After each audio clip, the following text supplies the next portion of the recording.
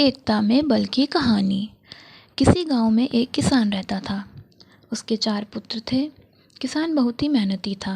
यही कारण था कि उसके सभी पुत्र भी अपने हर काम को पूरी मेहनत और ईमानदारी से किया करते थे। लेकिन परेशानी यह थी कि किसान के सभी पुत्रों की आपस में बिल्कुल भी नहीं बनती थी। वो सभी छोटी छोटी बात पर आपस में लड़ते रहते थे। अपने पुत्रों के इस झगड़े को लेकर किसान बहुत परेशान रहता था।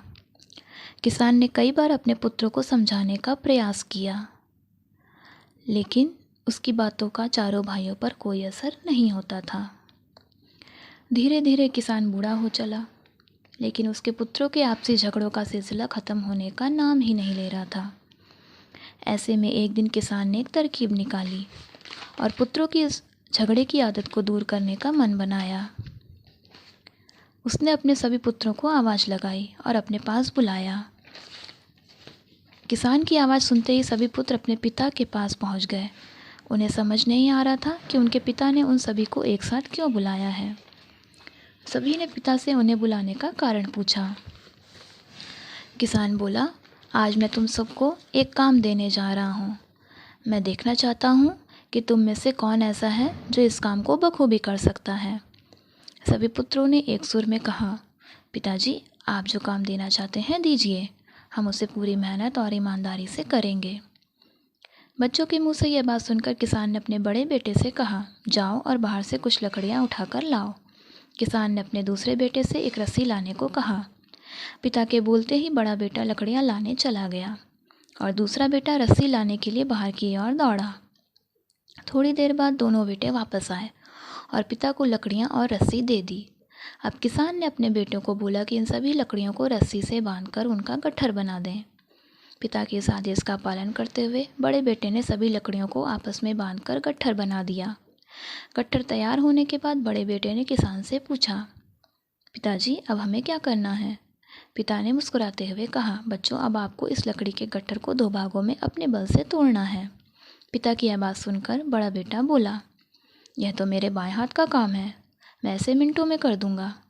दूसरे नंबर का बेटा बोला, इसमें क्या है, यह काम तो आसानी से हो जाएगा।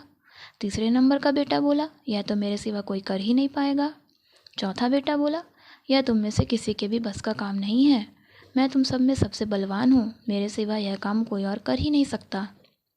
फिर क्या था, अपनी बातों को साबित करने में जुट गए और एक बार फिर चारों भाइयों में झगड़ा शुरू हो गया। किसान बोला, बच्चों, मैंने तुम्हें यहाँ सबको झगड़ा करने के लिए नहीं बुलाया, बल्कि मैं देखना चाहता हूँ कि तुम में से कौन ऐसा है जो इस काम को बखूबी कर सकता है। इसलिए झगड़ा बंद करो और लकड़ी के इस गट्ठर को तोड़कर दिखाओ। सभी को इस काम के लिए बारी बारी मौका दिया गया।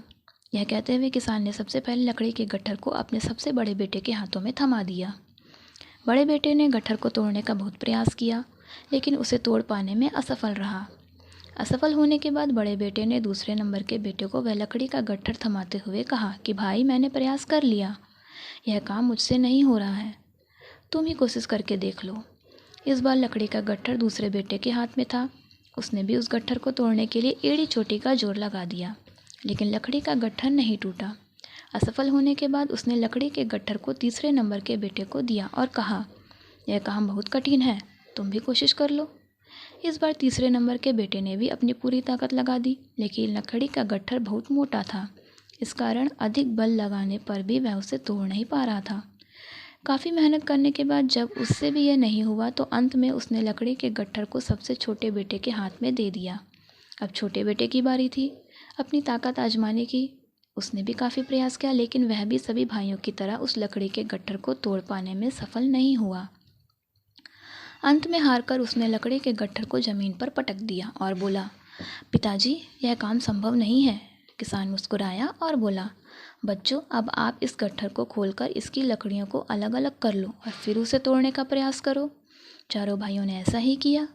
इस बार सभी ने एक एक लकड़ी अपने हाथ में ले ली और आसानी से उसे तोड़ दिया। किसान बोला, बच्चों, आप चारों भी इन्हीं लकड़ियों के समान हो। जब तक इन लकड़ियों की तरह साथ रहोगे तब तक कोई भी तुम्हें किसी तरह का नुकसान नहीं पहुंचा पाएगा, लेकिन अगर तुम लोग लड़ते झगड़ करते रहोगे तो इन अकेली लकड़ियों की तरह आसानी से टूट जाओगे। किसान की यह बात सुनकर अब सभी बच्चों को समझ आ गया कि पिता उन्हें क्या समझाना चाहते हैं। सभी पुत्रों ने अपनी गलतियों के लिए क्षमा मांगी और वादा किया कि जीवन में फिर दोबारा कभी वे आपस में नहीं झगड़ेंगे। दोस्तों, इस कहानी से हमें यह शिक्षा मिलती है कि एकता ही सबसे बड़ी ताकत है। अगर हम आपस में एकजुट होकर रहेंगे तो कोई भी मुश्किल का सामना आसानी से कर सकेंगे। तो दोस्तों, आज के लिए इतना ही। कहानी पसंद आई हो तो लाइक ज़रूर कीजिएगा और चैनल में नए आए हो तो चैनल को सब्सक्राइब ज़रूर कीजिएगा। तब तक के लिए नमस्कार।